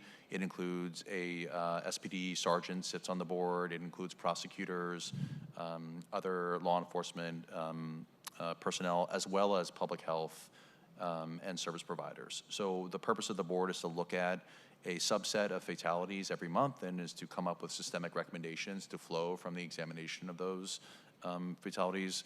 For example, our Valley Cities contract that we're now engaged in, that you were a big supporter of, is a direct correlation to an October meeting that we had, October 2023 meeting that we had with the Overdose Review Board. So it is not necessarily a law enforcement task force. There is task force type work that SPD is engaged in, but we do think that this hits that need for a all kind of discipline task force type entity that would learn from overdoses and then develop policies that would address the systemic issues that they present. Thank you. I am understanding, I don't know if I already said this, so if I did, stop me. But there were, I believe, 162 fatalities in permanent supportive housing, and 101 of those were overdoses. And so that is why we have to drill down on this, and you know, I really want to see progress on that, and I believe that investigating overdoses as a federal trafficking crime, then that can help us move up the chain of drug distribution networks. And there were certainly efforts to take a stab at that at the state level legislatively. That obviously did not work, but we hear you loud and clear, Okay. And it's something that we are looking into. Thanks. So I think we're the last presentation, but I'm going to be brief and hand it to John to really cover the details in the fire department. That's really important. But what I want to do is give an overview of our mobile integrated health program, because Health 99, Health 98, and our response to overdoses, that's just one part of our team. Our team is made up of Health 1, which has been in service now for 5 years in partnership with the HSD. We have case managers. I think by the end of the year, we'll have 10 case managers. We have a nurse practitioner and firefighters. So it's a team approach to really addressing these problems. And the folks around the table here are all of our partners, along with just so many more. Now, John's going to get into our particular overdose response and all the partnerships that we have, but it's a wider ring than just that focus when we respond to overdoses. So I'll give it to you, John. Thank you, Chief. I'm going to highlight very briefly kind of the work that we've done over the last 2 years on the overdose front and where we are going. Right now, Health 99 is our overdose response unit. We stood that up in the summer of 2023 following the executive's order of April of that year in response to the sudden spike in fentanyl overdoses. It is, as the chief noted, a multidisciplinary unit. We staff it with a combination of our firefighters, our superlative case managers from HSD, and now also a nurse practitioner from Harborview. It's in service right now 50 hours a week. Obviously, we're well aware overdoses happen 24/7, and we are thinking strategically how we can expand this service. But right now, 50 hours a week for overdose response and about that much for overdose follow-up as well. The follow-up is particularly important. We've learned through long experience that we rarely move the needle with just a single visit, a single intervention. We need that long-term case management relationship to really move things forward. And so the goal of this team is to provide people with connections with medications for opioid use disorder, as well as a range of other services. Next slide, please. I do want to talk very briefly about hotspotting. As was mentioned earlier, some of these hotspots are extremely persistent. I think you could, look at this same map from about 5 years ago, and you would still see, 3rd and James, you'd still see 3rd and Pike. Some of them are a little bit more temporal. They pop in, they pop out. But we do have hotspots, in every single council district, and we're able to follow these in pretty much real time. I would say that although this map is internally generated, germane to the auditor's finding number 5, we do also now participate in the HIDA initiative. We are feeding our data into the ODMAP program, so we are in compliance with that. Next slide, please. So currently, one of the big focuses for us on the overdose response and prevention front is field provision of EMS buprenorphine, sometimes known as Suboxone. This is a medication for opioid use disorder. It can reduce withdrawal cravings, it provides protection, and it provides a ramp to long-term MOUD treatment. In February of last year, we became the first paramedic program in Washington State to start a buprenorphine program. And then in November, we started the nation's first EMT level buprenorphine program at the pre-hospital level. To the best of my knowledge, we're still the only one in the country doing that. As of yesterday, or as of this morning, we had administered the drug 99 times, which is a propitious number for us, so we will be at 100 very soon, and we're seeing really, really phenomenal results. Most of these clients we are diverting from the ED, so we are keeping this traffic out of the Harborview ED. Less than a quarter of them are going to the hospital after these interventions. We were able to take them to much more therapeutic locations. And the why on this is, buprenorphine works. The scholarly literature here is very strong. It reduces mortality by about 50%. Our clinical partners always say that there's basically no other drugs that they give in the ED that is that effective at reducing mortality. It is a perfect window of opportunity in EMS. People often ask us, well, why don't you just send people to clinics or hospitals to get this medication? And the short answer is there's too many barriers, and they very often walk out without them. EMS, we are there. We know where the overdoses are. We can get on scene quickly and start this treatment. And again, we are really following the literature here. Again, auditor's recommendation number 8, according with the SAMHSA recommendations, this is what SAMHSA has suggested. The literature on some other treatments, on some inpatient treatments, on forced or involuntary treatment, on non-MOUD strategies is comparatively weaker. So we really are trying to follow the scholarly literature here and really just fill gaps that we are seeing in real time. Very lastly, regarding kind of our partnership in community-based programs, and again, this abuts a little bit with recommendation number 4. It's not a formal coordination group, but we do a lot of coordination, is our community and healthcare-based partners. As Ann mentioned, we are participating really integrally with DESC in the launch of their new Orca Center. And I do want to mention that in addition to the fixed location of the Orca Center that's going to be coming online next month, they have this patient outreach division, which will bring a lot of these services to the field on a community place-based location. We've seen tremendous success there. We partner with the King County Street Medicine team. We have good relationships with Evergreen Treatment Services. And then, for the subset of clients for whom inpatient services are indicated or they're interested, as the HSD team mentioned, we are partnering with Valley Cities and have seen some good success there. And so we're just really eager to continue expanding on what works. Yeah, and thank you, Chief. Next month we will be holding a pop-up clinic to bridge people to long-acting injectable buprenorphine. That's really, again, one of the gold standards right now in opioid use disorder treatment. It's very hard for people to access these services, so we are going to bring the clinic to the community. We're going to do a pop-up in partnership with Harborview and a couple other community partners, and we will literally set up shop where this clientele are, and we will offer them an extremely low barrier bridge to this treatment, and hopefully, if it's successful, this will be sort of the germ of a scalable and replicable model going forward. So I know we've gone long. I apologize, Council President. But again, thank you for having us all here. I mean, it's really valuable to be able to do this together. We will also be submitting to you a more formal letter that will more specifically detail how all of this correlates to the recommendations. Because we believe, and we need to confer with the auditor, but we believe that we are very close to implementation on the vast majority of this. So thank you.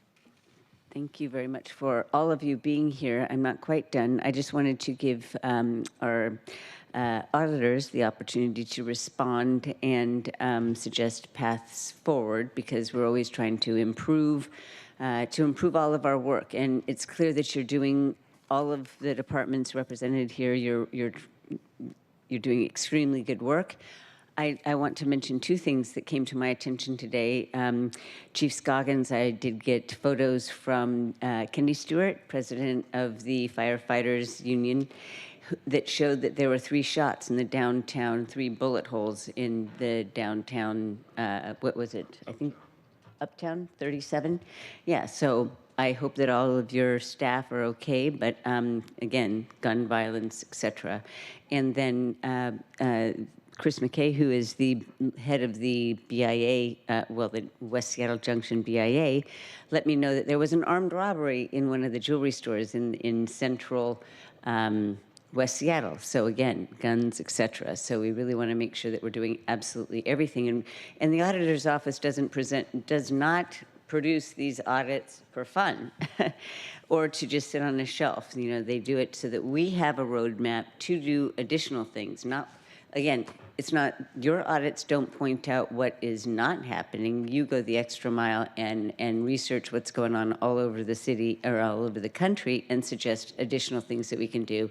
And many of those additional things we can do is take advantage of resources right here from our federal partners that won't cost us any money. So I really do want to encourage that work continue happening. I will give you the last word. Oh my goodness. Okay, well, thank you to all of the executive departments for all of this great work. I talked a little bit about building muscle memory, and so glad to see that we are doing that as a city, that we're building the muscle memory for coordinating among city departments and other government entities like King County. When you go out into the community, folks don't know that the city does this and the county does that. They see us all as government. And so it's great that we are building our muscle memory to coordinate. I also really appreciate, Andrew, that there will be a detailed report coming to the City Council that does a crosswalk with our recommendations and the progress. There was a lot in your slides, and some of it I know are things that are actually happening. And some of it in the slides seemed like it might be aspirational. So I think that crosswalk will help us understand better what's actually happening and what's aspirational. And Chief Barnes had to leave, but I really appreciate that he mentioned problem-oriented policing, which is an evidence-based strategy that we haven't built a lot of muscle memory in Seattle. And I love the fact that he called out sustainability as another piece of it. And I'll say that in the South Precinct, for example, where Council Member Solomon's district is, since 2013, there have been 13 captains of the South Precinct since 2013. The community, many of the community members are all the same, but there have been 13 captains. And so sustainability is so important when there's organizational change in city leadership. And so I'm glad to see that happening as well. Thank you. Council President, I just want to say, and to the council members and the members of the public, we'll keep following up on these recommendations as we always do until it's clear that either they've been implemented or they're still working on them, or they're not going to be done for some reason. So just want to assure the public and the council, that we'll keep bird dogging these things until it's clear what's happened or has not happened. Thank you very much for that note. I want to recognize for our colleagues that this might be, Mr. Jones, City Auditor Jones, your last presentation in chambers or at the table, because I don't know if you'll be at our September 9th, 11th meeting, but you will be retiring soon. And so you've been the force behind a lot of the good work we've heard about today. So thank you very much for coming.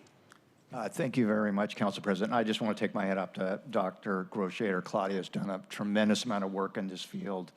And again, they call us the Office of City Auditor, not the Office of the City Auditor, because the office as a whole will continue. It doesn't matter who's in charge. It's just like who does the work. And I appreciate the council's support for our office over the years. It's not every jurisdiction has something, an independent entity like this. And the council, past and present, deserves a lot of credit for that. And I just want to thank the executive branch, who do a great job of working with us to come up with recommendations, that most of which we can actually implement. And again, you don't see that in every jurisdiction. So thank you. Got it. Thank you very much. All right. Thanks for taking your time to come today. Yep. Bye-bye. Okay. Will the clerk please read the next item into the agenda? Agenda item number 2, an ordinance relating to the West Seattle Junction parking and business improvement area, modifying the exemptions to the levy of special assessment and amending ordinance 113326 as previously amended by ordinances 115997, 119539, 120570, 121758, 125152, and 127103 for briefing and discussion. Okay, so just the context of this. The executive transmitted legislation last week to amend the West Seattle Junction BIA. State law requires that amendments that impact the BIA's assessments need to have a public hearing, and that the resolution giving notice of the public hearing must be adopted by council at least 15 days before the public hearing. So we're just going to be hearing a bit about what are the changes that will be made in the the way that assessments are collected, or the boundaries, or whatever. Why don't you say it pretty quickly, and we will continue this at our next meeting. Good afternoon. Thank you for having us. I believe I know most of you. My name is Casey Rogers, BIA Policy Advisor with the Office of Economic Development. Hello. So I'm going to give a quick overview of our BIA program, then I'll hand it over to Chris Buckeye, Executive Director of the West Seattle Junction BIA Association. So BIA stands for Business Improvement Areas, also known as BIDs, or Business Improvement Districts in other municipalities. Here in Seattle, we have 11 BIAs citywide that generate over $45 million in annual revenue across the 11 districts.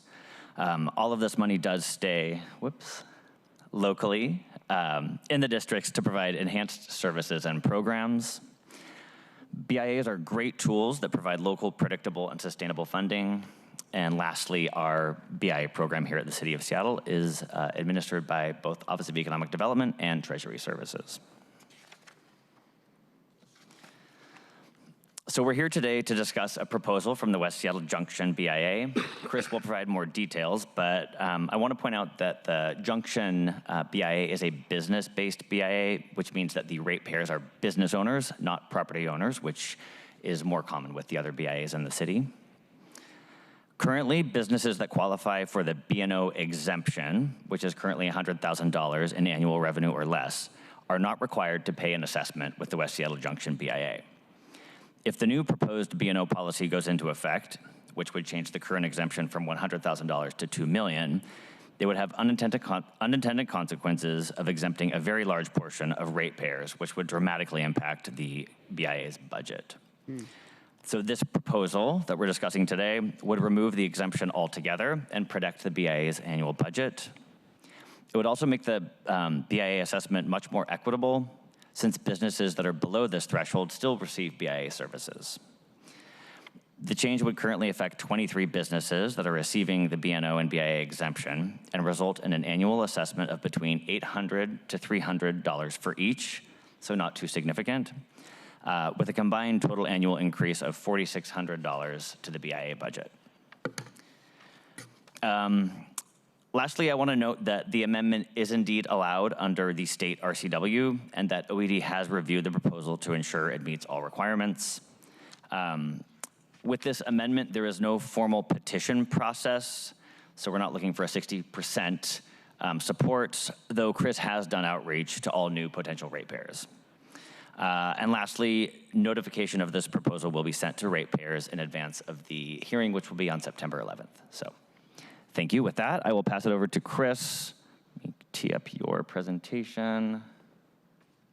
Thank you for advancing the slide. I'm not sure if I was. And do you want to advance yours or do you want me to? Sure. So just briefly, I just want to reiterate, it wouldn't just hurt our budget, it would probably annihilate the BIA because we're almost all small businesses. So anyone making under $2 million, and believe me, I applaud this legislation coming through. I think this would be fantastic for small businesses. But for our junction, it'll kill the BIA. It means no more parking, no more events, no more security, no more cleaning, no more nada. And so that's why this really does need to happen. And we talked about that. I think you know the location of our BAA and our small businesses. We were founded in '87, and I don't know why this little clause in our ordinance links us to B&O exceptions, but it does. So anyone who gets a B&O exemption, we cannot assess. That's pretty much the gist of it. So we need to do this in order to save our BIA. We also need to do it, as Casey noted, just for equity issues. And this is just a brief overview of my reach to the affected businesses. I have contacted all of them, either via email, phone, or walked in person. Those that I've actually been able to talk to in person have all said the same thing. Of course, I support you. Of course, we want to keep the Junction BIA going, happy to pay in. So that's really it. We definitely do have the support. That added $4,500 revenue about that we'll get, it's going to go all into clean and safe. All the massive events that we do in the Junction are supported by the events themselves. So the BIA revenue that we get goes into clean and safe. I did write a detailed letter. I kind of really focused on the equity issue of this. I do think that every single business, no matter how little they make, should pitch in. I don't even care if it's $10 a month. Everybody should pitch in. Otherwise, it's a tragedy of the common situation. So I did reach out to them, and I think you guys know what we do, but the value is unbelievable for what they get in our BIA. It really is. These are all our focus pillars of what we provide. Even just today, we had an armed robbery. I was one of the first people over there, letting them know that I would work on getting a tradesperson to come in and put plywood up on the doors, that I would have security overnight, armed, ready to go from 6 p.m. until 8 a.m. tomorrow morning, and they know I've got their back. And what I love to tell people is, it's a big bang for the buck. There's just two of us doing all of that. So I do ask for your support in helping us remove this clause with this amendment. Thank you. Got it. Are any of my colleagues, do any of you have questions? Normally, changes to BIAs are a lot more complicated. The renewals take an excruciatingly long time because of the necessary outreach that has to be done. And the changes that I've dealt with in the past have all been boundary changes. I think you might have gone through one, or maybe it was another BIA last time. It was last spring or last fall. Yep, exactly. Right. About a year ago. So this is an interesting. It's a new change to a BIA underlying legislation that I've encountered, but it makes complete sense. I will learn more, but I do support it, and I also want to say to the public out there, BIAs are absolutely necessary, and in a BIA, you've got a property owner or a business that contributes to a pot of money to make the neighborhood business district better, to benefit the wider neighborhood area, to put on fun events that the whole city comes from. And so this is really a public-private partnership in a way, but these are private owners and businesses stepping up to belong to an organization. And that this is the difference between a neighborhood chamber of commerce and a BIA, because the BIA puts on the events, puts the lights in the trees. I can't imagine so many of our neighborhoods without business improvement areas, and I really appreciate the work that you do to support them at OED. And Chris, I was able to walk around the Junction last week, and I just loved what I saw. So thank you very much for your stewardship. What'd you say? It was a pleasure to host you. Thank you. All right, so. Thank you very much. And we will talk to Jasmine, I believe, is the central staffer on this, and find out when any kind of amendment deadline would be due, but I don't believe, I'd be surprised to know if there is any amendments, but we'll see. All right. Thank you very much for this presentation. Yeah, thank you for having us. The good work. Just one quick thing. Oh, sorry. Council President, if I could, thank you very much. Chris, good to see you. And just wanted to ask, are you the ones responsible for the West Seattle Farmers Market every Sunday? I am not. We partner with them, but they are their own NGO. Okay, good. I just got to give them a shout out because they're great. Yeah, they're great. They really are. They do a great job. It's a well-attended farmers market. Yes, and again, thank you for what you're doing with the with the businesses in the Junction, the work that we've done in the past, the work you're doing with the BIA.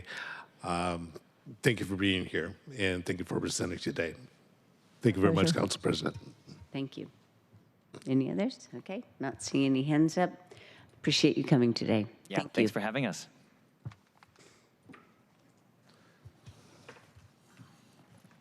All right, this completes the agenda of the August 14th Governance, Accountability, and Economic Development Committee, and our next meeting is scheduled for Thursday, September 11th. If there's no further business, this meeting will adjourn, and it is 4:04. Hearing no further business, we are adjourned. Thank you, everybody.